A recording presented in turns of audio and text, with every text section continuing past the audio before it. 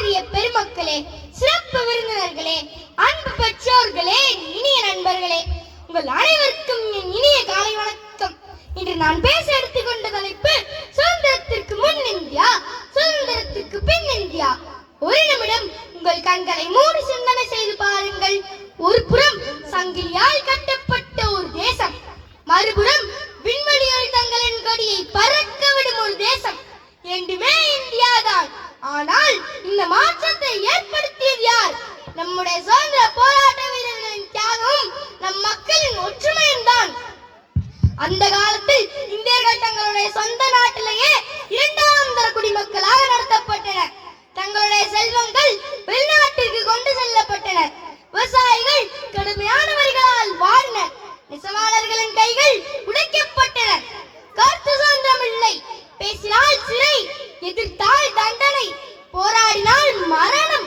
அந்த காலத்தில் மக்கள் வாழவில்லை, வாழ்வதற்காக போராடிக் கொண்டிருந்தனர். இந்த வேதனை உணர்த்தும் பாரதியாரின் வரிகள் இதோ. என்று தனிமன சுதந்திர தாகம், என்று மனிதர்கள் அடிமையின் மோகம். இந்த வரிகள் ஒவ்வொரு இந்திய குடிமகனின் இதய துடிப்பாக இருந்தது.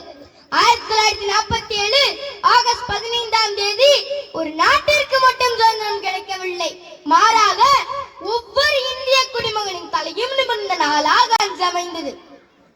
இன்று நம் நாட்டின் தலைவர்களை நாமே தேர்ந்தெடுக்கிறோம்.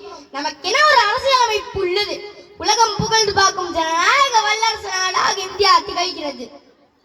அன்று உப்பு தயாரிக்க உரிமை இல்லை, ஆனால் இன்று உலகம் முழுவதும் மருந்துகளை ஏற்றுமதி செய்யும் நாடாக இந்தியா பெருமை பெற்றுள்ளது. அன்று ஒரு சிலருக்கு தான் கல்வி கிடைக்கும், ஆனால் இன்று கோடிக்கணக்கான மாணவர்களுக்கு கல்லூரிகளிலும் பள்ளிக்கூடங்களிலும் கல்வி கற்கின்றனர். அன்று வெளிநாட்டை சார்ந்திருந்தோம், ஆனால் இன்று சந்திரனின் தென் துருவத்தை அடைந்த முதல் நாடாக இந்தியா பெருமை பெற்றுள்ளது. அன்று அடிமைத்தன வாழ்க்கை வாழும் சாதாரண இந்திய குடிமக்களாக இருந்தோம், ஆனால் இன்று உலகம் புகழ்ந்து பார்க்கும் ஜனநாயக வல்லரசு நாடாக இந்தியா பெருமை பெற்றுள்ளது. இதற்கு காரணம் என்ன? நமது இந்தியர்கள் சுதந்திரத்தின் சுவாச காற்றை நுகர்ந்ததால் தான். அது மட்டுமல்ல, இந்தியாவின் பெருமை மிகுந்த செயல்களாக நமது விஞ்ஞானிகள் உலகை வியக்க வைத்தனர். நமது மருத்துவர்கள் உலகிற்கு சேவை செய்கின்றனர். நமது விவசாயிகள் உலகிற்கே உணவளிக்கின்றனர். நமது வீரர்கள் எல்லையில் உயிர் பணயம் செய்து போராடுகின்றனர். நமது இளைஞர்கள் தொழில்நுட்பத்தில் உலக அளவில் சாதித்து வருகின்றனர். இதுதான் சுதந்திரத்தின் உண்மையான பலன். பாருக்குள்ளே நல்ல நாடு எங்கள் பாரத நாடு என மகாகவி பாரதியார் பாடியுள்ளார். அவர் கண்ட கனவை நனவாக்குவது நமது தலைமுறையின் கடமை. சுதந்திரத்தை பெற்றது நமது முன்னோர்களின் சாதனை என்றால் அதை பேணி பாதுகாப்பது நமது தலைமுறையின் பொறுப்பு.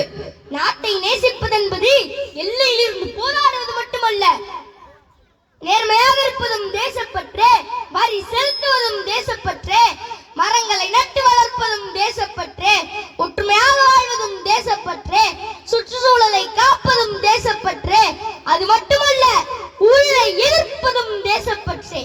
சிறிய கவிதை இதோ. நேற்று சங்கிலியில் நின்றோம் நாம், இன்று சாதனையில் இருந்தோம் நாம். தியாகம் விதைத்த சுதந்திரத்தை தலைமுறை தோறும் காப்போம் நாம். அன்புடையோரே, நாம் இன்று அனுபவிக்கும் ஒவ்வொரு சுதந்திரத்திற்கும் பின்னால் எண்ணற்ற வீரர்களின் உயிர் தியாகங்கள் உள்ளன. நாம் இன்று சுவாசிக்கும் இந்த சுதந்திர காற்று பல வீரர்களின் உயிர் தியாகத்தின் பரிசு. எனவே இந்த சுதந்திர தினத்தில் நாம் அனைவரும் உறுதியேற்போம். இந்தியாவை நேசிப்போம், ஒற்றுமையை வளர்ப்போம், நேர்மையை கடைபிடிப்போம். நம் நாட்டை அறிவிலும் ஒழுக்கத்திலும் வளர்ச்சியிலும் கல்வியிலும் உலகின் முதன்மை நாடாக மாற்ற பாடுபடுவோம்.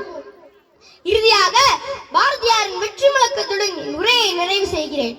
ஆடுவோமே பல்லு பாடுவோமே, ஆனந்த சுதந்திரம் அடைந்து விட்டோமே என்று. வாழ்க பாரதம், வளர்க இந்தியா, வந்தே மாதரம், ஜெய் ஹிந்த். நன்றி, வணக்கம்.